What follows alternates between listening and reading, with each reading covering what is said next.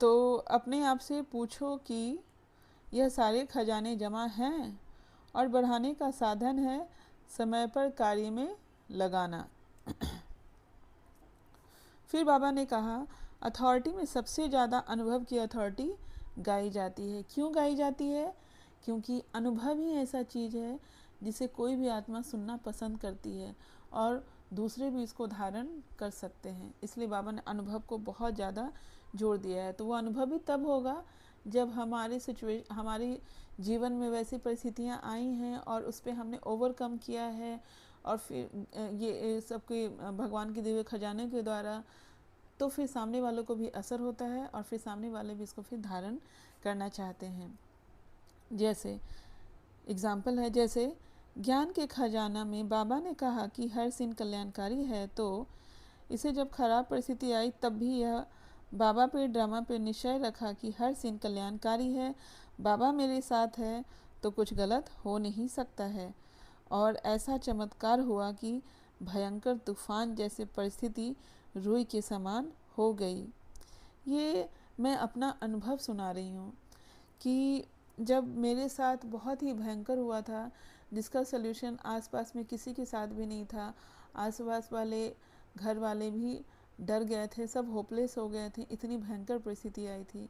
और वैसे समय पे मैंने इधर उधर जाने के बजाय, सबने बहुत एडवाइस दिया इधर उधर जाने का, बट ऐसे समय पे मैंने, चाहे तो सिचुएशन बहुत ख़राब हो सकता था, लेकिन मैंने बस निश्चय रखा कि अब जो खराब हो, जो भी हो, मैं नहीं जानती, बस बाबा ने कहा कल्याणकारी है ना, और बाबा मेरे साथ हैं, तो बस बाबा जाने। तो तो इससे वो विजय की प्राप्ति हुई। उस सिचुएशन से ऐसे इजी निकले जैसे लगा कि ये रूही है, जबकि किसी के बस में नहीं था उसका सल्यूशन। किसी भी दुनिया में किसी भी आत्मा के पास उसका सल्यूशन, इतनी भयंकर परिस्थिति आई थी।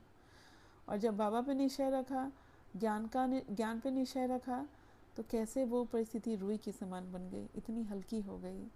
तो ये है बाबा का कमाल, और बाबा पे निश्चय का कमाल, ज्ञान और सारे खजानों का कमाल। इससे निश्चय के पेपर में पास हुई, यहाँ का निश्चय का पेपर आया और इसमें पास हुई। और बाबा ने कहा है मुरली में कि निश्चय बुद्धि विजयंती, विजय माला में पिरोए जाते हैं ऐसी आत्मा जो निश्चय की परीक्षा में पास होते हैं। ऐसे बच्चे, तो ऐसे भयानक परिस्थिति में मेरा खजाना कितना जमा हुआ। ये है अनुभव। समय पर कार्य में लगाने से सफलता भी मिली और खजाना भी जमा हुआ। तो जो इतना तूफान भयंकर सिचुएशन था, उसका भी सल्यूशन हुआ, जो किसी से भी नहीं हो सकता था मनुष्य आत्माओं के साथ इस दुनिया में, जो भगवान ने किया, और वो यूं कर दिए। ऐसा चमत्कार बाबा ने किया, और इस निश्चय की परीक्षा में पास होने से मेरा 21 जन्म के लिए भी जमा हुआ। फिर आगे बाबा ने कहा, मुरली द्वारा ही खजाने मिलते हैं, तो 2 प्रकार के बच्चे हैं। अब खजाना किसके द्वारा मिलता है? जितना भी खजाना वो मुरली द्वारा ही मिलते हैं। तो 2 प्रकार के बच्चे हैं, एक है सुनने वाले और दूसरे हैं समाने वाले बच्चे। तो आइए जानते हैं विस्तार में कि सुनने वाले बच्चे की क्या निशानियां हैं। तो जो सुनने वाले बच्चे हैं, मुरली सुन के बहुत खुश हो जाते हैं, ये वर्णन भी करते हैं, ज्ञान बहुत अच्छा सुनाया बाबा ने, बहुत अच्छी बात बोली। ऐसे बच्चे समाने के बिना क्या करते हैं, समय पर काम में नहीं ला सकते हैं। सिर्फ मुख से ज्ञान का वर्णन करने, मुरली अच्छी अच्छी पॉइंट्स के, परंतु धारणा नहीं करेंगे। ऐसे बच्चे परिस्थितियाँ आने पर जल्दी ही अंचल में आ जाते हैं।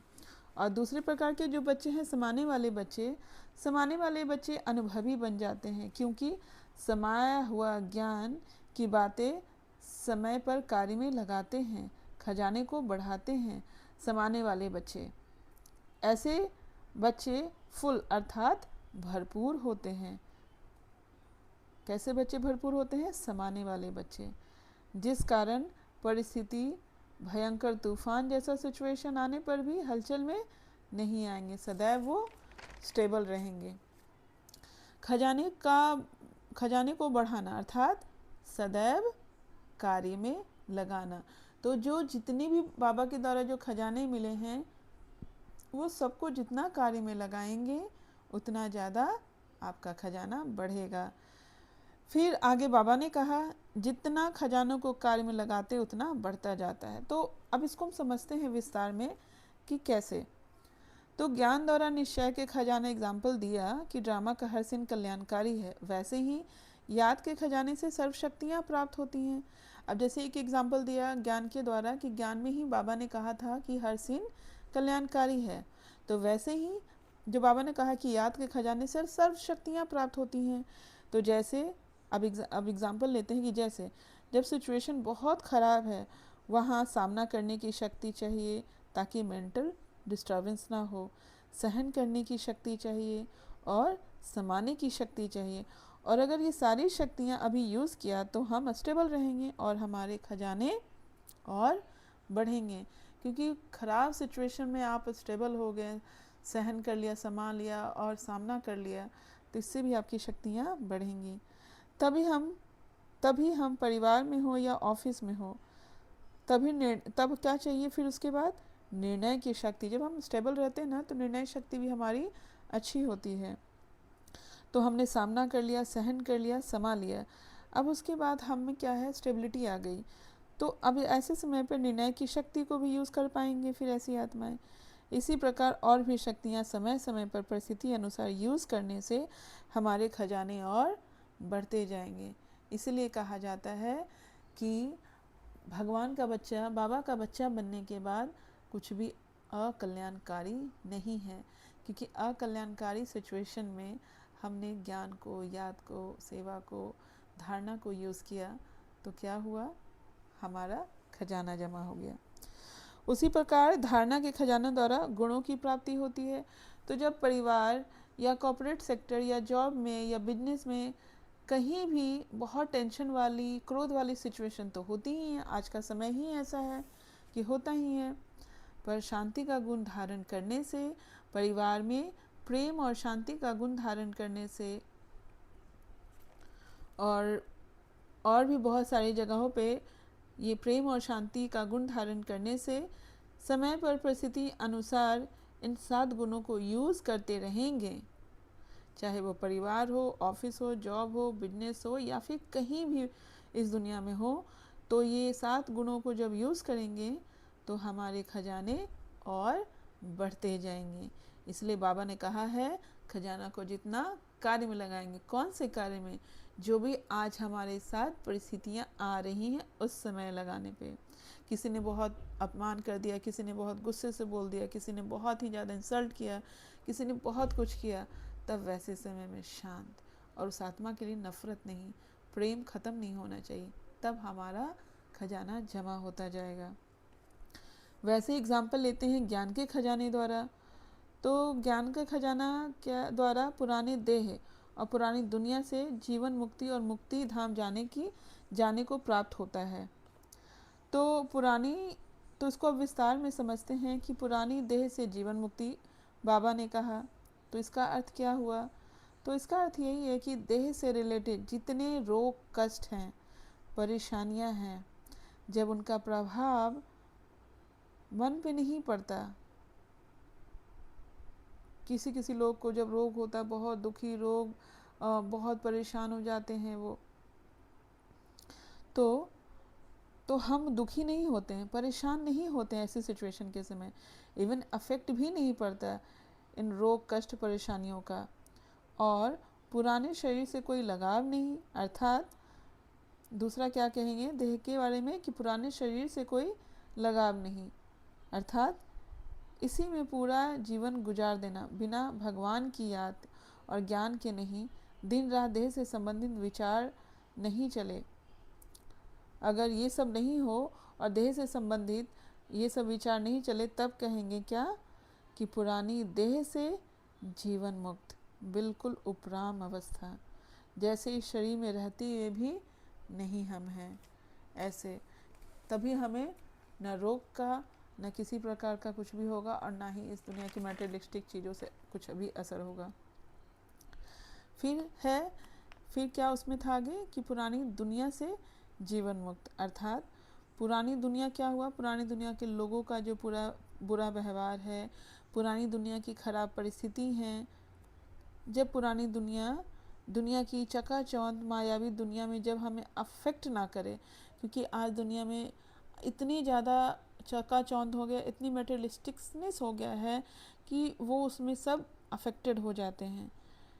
इन सारी बातों से जब डिटैच रहेंगे, अफेक्टलेस रहेंगे, तब कहेंगे पुरानी दुनिया से जीवन मुक्ति स्थिति। या फिर किसी भी लोगों का बुरा व्यवहार का हमारे ऊपर असर नहीं पड़ा, तब कहेंगे जीवन मुक्ति स्थिति।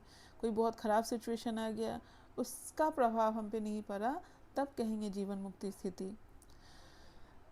वैसे ही जब सेवा का खजाना, जब निमित्त भाव, निर्माण भाव, निस्वार्थ भाव, हर आत्मा के प्रति शुभ भावना, शुभकामना द्वारा करते हैं, तो और खजाना बढ़ता जाता है। फिर आगे बाबा ने कहा, जिसका जितना भंडारा भरपूर है, उसके नयनों से, चलन से, चेहरे से मालूम होता है, उसकी चलन और चेहरा ऐसा लगेगा जैसे खिला हुआ गुलाब पुष्प है। वे सदा हर्षित और खुश मिजाज हैं। तो जिसका भंडारा भरपूर रहेगा, उनकी निशानियां बाबा ने बताया कि नयनों से, चलन और चेहरे से पता चल जाएगा, वो सदा हर्षित और खुश मिजाज रहेंगे, खिला हुआ गुलाब लगेंगे। तो बाबा ने जो कहा नयनों से रूहानियत, मतलब कि एक पावरफुल फील होगा। वैसे आत्माओं के संपर्क में आप जब जाएंगे ना, तो उनके नयनों में ही क्या एक पावरफुल फील होता है, देखते ही खुद की भी आत्मिक स्थिति बन जाती है। वैसे आत्माओं की, भरपूर आत्माओं की चेहरे से मुस्कुराहट हमेशा रहेगी, और कर्म से हर एक चलन क्या हुआ, कर्म, तो उनके कर्म से हर एक गुण सभी को अनुभव होता है।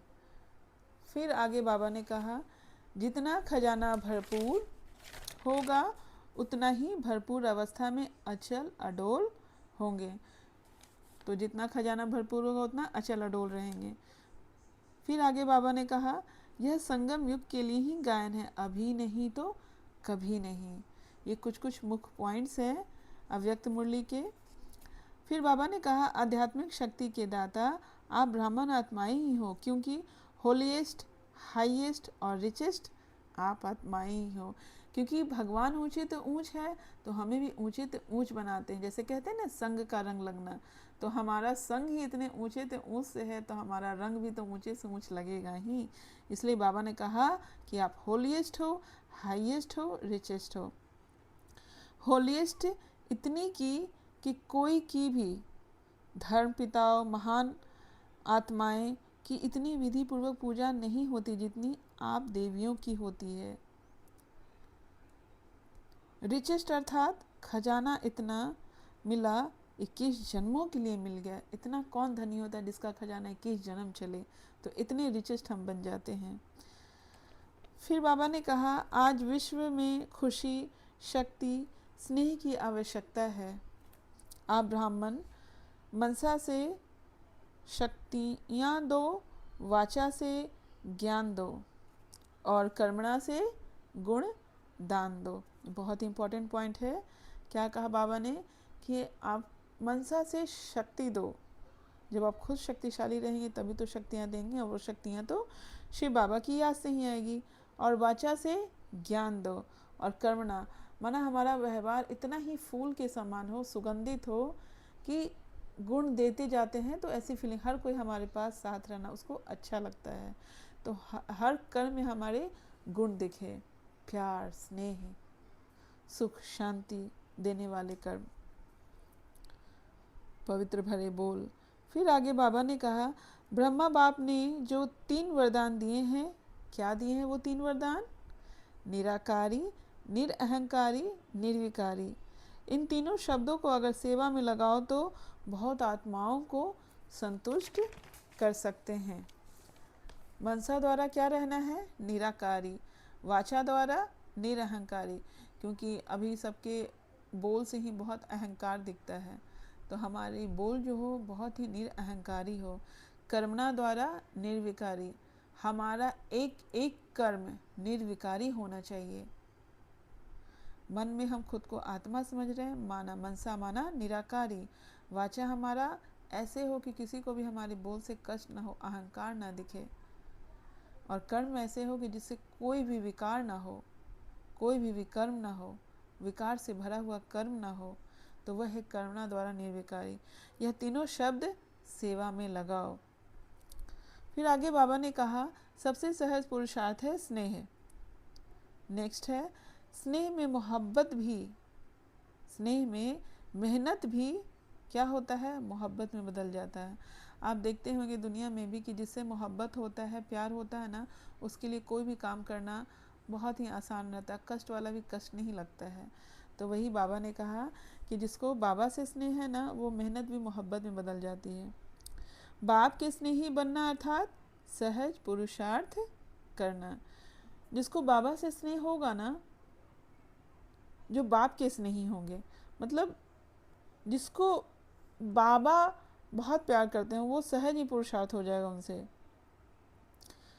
फिर बाबा ने कहा सदा स्नेह के सागर में समाया हुआ हो या डुबकी लगाने वाले हो।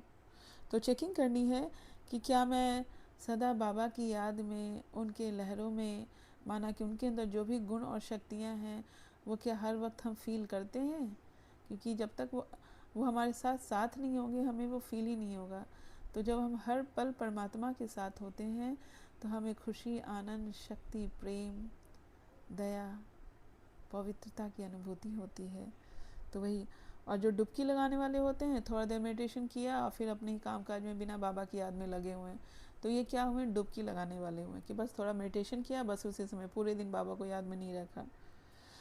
फिर आगे बाबा ने कहा स्व स्थिति के आगे परिस्थिति कुछ कर नहीं सकती, अगर स्व स्थिति बहुत पावरफुल है। आगे बाबा ने कहा आज बाप दादा यही चाहते हैं कि फरिश्ता रूप अपना इमर्ज करो। इमर्ज कर लिया अपना फरिश्ता स्वरूप, चलते फिरते फरिश्ता ड्रेस वाले अनुभव कराओ। जैसे शरीर की ड्रेस बदली करते हो, ऐसे ही आत्मा का स्वरूप फरिश्ता बार बार अनुभव हो। पूरे दिन में अपने आप को फरिश्ता बार बार अनुभव करना है। चलते फिरते ब्रह्मा बाप समान आप सब भी चलते फिरते भी फरिश्ते रूप से अनुभव करो। क्यों? क्योंकि फरिश्ता रूप होगा तभी देवता बनेंगे। इसीलिए फरिश्ता रूप का अटेंशन देना बहुत ज़रूरी है। इसलिए बाबा ने कहा कि चलते फिरते कोई भी काम करते समय अपने को फरिश्ता रूप में अनुभव करो। तो इसके विस्तार में अगर हम जाते हैं तो है फरिश्ता बनना। अब फरिश्ता बनना क्या होता है उसको हम समझते हैं, कैसे बनेंगे।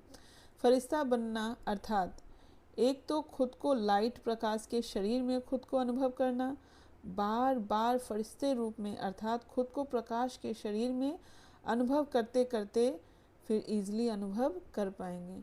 तो पहले अनुभव में हमें लाना है कि मैं प्रकाश के शरीर में हूँ, मेरा शरीर प्रकाश का है। तभी करते करते अपने आप को हम अनुभव करने लगेंगे। फिर दूसरा क्या है, दूसरा ये विधि कि ये प्रकाश का शरीर भी तभी बनेगा, कब बनेगा, जब हम हर परिस्थिति में खुद हल्का रहें। बाहरी दुनिया में परिस्थिति कितनी भी भारी करने वाली, टेंशन वाली, हिलाने वाली हो, परंतु अंदर बिल्कुल हल्कापन, निश्चिंत, चेहरे पर मुस्कान अचल अडोल वाली होगी। माना बिल्कुल जब मन से हल्के होते हैं अपने ब्राह्मण जीवन में, तो फिर फरिश्ता का प्रकाश, चमकीला ड्रेस हम इजली धारण कर पाते हैं। जब हम हर सिचुएशन में हल्के रहते हैं ना, तो अनुभव करना भी हमारे लिए बहुत इजी हो जाता है। एक तो अभ्यास की चीज़ है कि बार बार उस स्वरूप में देखें, और फिर वो हम इजीली अनुभव भी तब कर पाएंगे जब हमारे पास सिचुएशन आ रहे हैं और मैं बिल्कुल हल्की, तब ये चमकीला फरिश्ता का ड्रेस, प्रकाश का शरीर हम ईजिली धारण कर पाएंगे। और तीसरा क्या है विधि फरिश्ता अनुभव करने का, कि अव्यक्त वतन में ज़्यादा से ज़्यादा रहने की कोशिश करें, तभी फरिश्ता बनना आसान हो जाएगा। फिर आगे बाबा ने कहा कि जैसे बाप के 3 रूप याद है ना, क्या है वो बाप के 3 रूप, बाप, शिक्षक, गुरु। ऐसे अपने भी 3 रूप याद करो। कौन है? ब्राह्मण सो फरिश्ता, फरिश्ता सो देवता। तो बाबा ने कहा कभी ब्राह्मण की ड्रेस पहनो, कभी फरिश्ते की, कभी देवता की। तो पूरे दिन में अपनी ड्रेस चेंज करते रहो कि मैं ब्राह्मण आत्मा हूँ, श्रेष्ठ आत्मा, फरिश्ता हूँ वाइट चमकीले ड्रेस में, और फिर देवी हूँ मैं जो मंदिरों में पूजा होती है। खुद को लक्ष्मी नारायण अनुभव करें।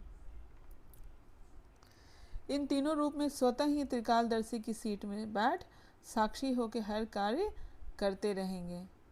क्या बाबा ने कहा कि इन तीनों रूप में स्वतः ही त्रिकालदर्शी की सीट में बैठ साक्षी होकर हर कार्य करते रहेंगे। बाप दादा यही चाहते हैं, सदा बाप के साथ रहो, अकेले नहीं बनो। साथ रहेंगे तब साथ चलेंगे, अगर कभी कभी रहेंगे तो कैसे साथ चलेंगे।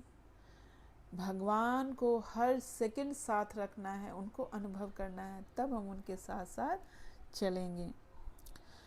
तो बाबा ने कहा सारे दिन में अभ्यास करते रहो। अभी अभी ब्राह्मण अनुभव करें, अभी अभी मैं ब्राह्मण श्रेष्ठ ब्राह्मण आत्मा, और फिर अभी अभी फरिश्ता, अपने आप को फरिश्ता अनुभव करें कि फरिश्ता चमकीला प्रकाश का शरीर हमारा बन गया है और ये पूरे वायुमंडल में फैल रहा है। निरंतर हमारे प्रकाश के शरीर से किरणें निकल रही हैं। और फिर अभी अभी देवता, खुद को देवता अनुभव करें, देवी अनुभव करें, नारायण खुद को अनुभव करें, लक्ष्मी अनुभव करें। मंदिरों में पूजे जा रही हैं देवियाँ या देवता, उन्हें अनुभव करें। खुद को इस तन में ही खुद को आप देखें, अनुभव करें अपने दिव्य स्वरूप को, देवी देवता स्वरूप को। हार में मस्तक से किरणें निकल रही है निरंतर देवियों के समान। मेरा मुस्कुराता चेहरा शांत, शीतल, मनमोहक, पवित्रता से भरा हुआ। तो हमने ये 3 रूप का अनुभव किया। अब आगे है बाबा के वरदान। भगवान आते हैं और डेली हमें वरदान देते हैं। हम कितने भाग्यवान हैं कि जहाँ एक वरदान के प्यासे और यहाँ भगवान डेली हमें दे रहे हैं वरदान। तो वरदान सुनते हैं ध्यान से। मास्टर त्रिकालदर्शी बन, हर कर्म युक्त युक्त करने वाले कर्म बंधन मुक्त भव। विस्तार है, जो भी संकल्प, बोल व कर्म करते हो वह मास्टर त्रिकालदर्शी बनकर करो, तो कोई भी कर्म व्यर्थ व अनर्थ नहीं हो सकता। क्या बाबा ने कहा कि जो भी संकल्प करते हो, बोलते हो, कर्म करते हो, मास्टर त्रिकालदर्शी बनकर करो, तो कोई भी कर्म व्यर्थ नहीं जाएगा और अनर्थ नहीं हो सकता।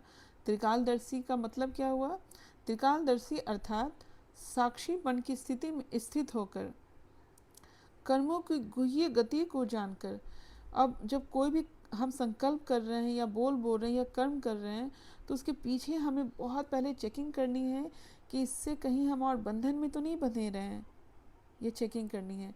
तो कर्मों की गुह्य गति को जानकर तब इन कर्मेंद्रियों द्वारा कर्म कराओ, तो कभी भी कर्म के बंधन में नहीं बंधेंगे। इसलिए हर संकल्प के पहले, सोचने के भी पहले सोचना है कि क्या यह सोच सही है। बोलने के पहले सोचना है कि क्या मेरे बोल इतने दुखदाई तो नहीं हैं कि कर्म बंधन बन जाएंगे, फिर वो हमें कष्ट के रूप में वापस मिलेंगे। हमारे कर्म तो ऐसे नहीं हैं दुख देने वाले या परेशान करने वाले, फिर ये क्योंकि कर्म बंधन बनता है, फिर बदले में हमें बहुत कष्ट और दुख मिलता है। वैसे ही कोई विकारी संकल्प, कर्म या बोल तो नहीं है। पवित्रता होनी चाहिए संकल्प, बोल, कर्म में, क्योंकि ये सभी कर्म बंधन बनाते हैं। हर कर्म करते कर्म बंधन मुक्त, कर्मातीत स्थिति का अनुभव करते रहेंगे ऐसी आत्मा। क्योंकि वो हर कर्म के पहले गुह्य गति को जानेंगे, कर्म करेंगे तो फिर वो कर्म बंधन से मुक्त होंगे ही, और फिर कर्मातीत स्थिति को प्राप्त कर लेंगे। माना संपूर्णता को प्राप्त कर लेंगे। स्लोगन, जिनके पास हद की इच्छाओं की अविद्या है वही महान संपत्तिवान है। अभी दुनिया में कितना सबके पास इच्छाएं इतनी ज़्यादा है कि लोग कितना मार काट कर रहे हैं, धोखा दे रहे हैं, भ्रष्टाचार कर रहे हैं, कितना कुछ। इच्छाओं की वजह से तो इस दुनिया में इतने और ज़्यादा विकार बढ़े हैं, इतने कष्ट बढ़े हैं इन इच्छाओं की वजह से ही। छल कपट, एक दूसरे को नीचा गिराना, धोखा देना, बहुत कुछ बढ़ गया इच्छा के कारण। तो अब बाबा ने कहा कि जिनके पास हद की इच्छा माना इस दुनियावी की जो भी इच्छा है उसकी अविद्या हो, माना कि हमें वो उसका ज्ञान ही ना रहे, हमें उसका एहसास ही ना हो कि हमें इस चीज़ की इच्छा, हमें ये चाहिए भी, वही महान संपत्तिवान है। आगे है कि निश्चय के फाउंडेशन को मजबूत कर सदा निर्भय और निश्चिंत रहो। तो निश्चय का फाउंडेशन मजबूत करने की बात बाबा कह रहे हैं, तभी निर्भय बनेंगे और निश्चिंत रहेंगे। तो इसका विस्तार है, जैसे पहले वाला चौकीदार अगर शस्त्रधारी होता है और उसको निश्चय है कि मेरा शस्त्र दुश्मन को भगाने वाला है, हार खिलाने वाला है, तो वह कितना निर्भय होकर के चलता है। ठीक वैसे ही तो आपके पास भी सर्व शक्तियों रूपी शस्त्र सदा साथ है। तो कितनी बड़ी खुशखबरी है कि स्वयं भगवान कह रहे हैं, शिव बाबा कह रहे हैं कि आपके पास सर्व शक्तियाँ हैं ही, सिर्फ आवाहन करो, अर्थात मालिक बन ऑर्डर करो कि मुझे अभी जैसे सहन शक्ति की ज़रूरत हो तो उसमें सहन शक्ति का आवाहन करें, मालिक बनकर के सहन शक्ति आ जाओ तुम, तो सफलता सदा हुई पड़ी है। तो ये थी 15 मार्च 2026 की अव्यक्त मुरली, जो रिवाइज थी 24 मार्च 2009 की। तो इस ज्ञान को धारण करें अपने जीवन में, और ज्ञान से फिर हम धारण कर बनेंगे ऐसे लक्ष्मी नारायण। सभी को शुभ भावना, शुभकामना। आपको कैसा लगा ये मुरली और मुरली के पॉइंट्स, कमेंट जरूर करें। ओम शांति।